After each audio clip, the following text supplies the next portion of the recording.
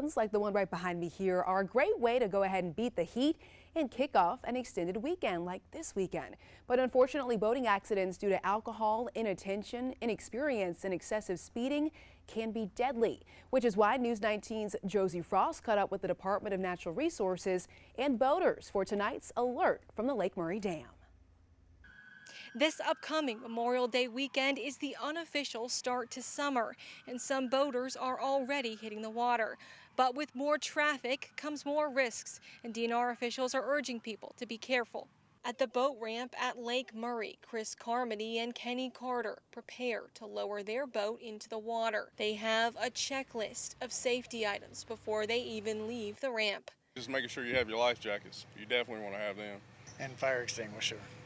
And a throw cushion, and make sure the plug's in, and make everything secure. As more and more boaters are taking the water, DNR has extra law enforcement deployed. They're urging you to double check all safety equipment. Make sure each person has a life jacket that fits them on the boat, and carry 2 forms of communication in case of an emergency. Sydney Grant and Trey Moss are with DNR.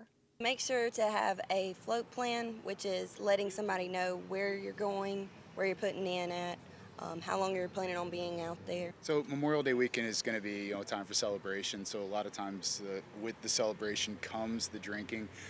Always designate a sober skipper, someone to drive the boat if you may be impaired. They're also reminding boaters to slow down when they see any buoys or any blue lights. Those are DNR boats. Josie Frost, News 19, WLTX. Lots of good advice there, Josie. Thank you so much. And another reminder right now, if you plan on hitting the water for Memorial Day weekend, there is still time to go ahead and get your boat inspected by DNR.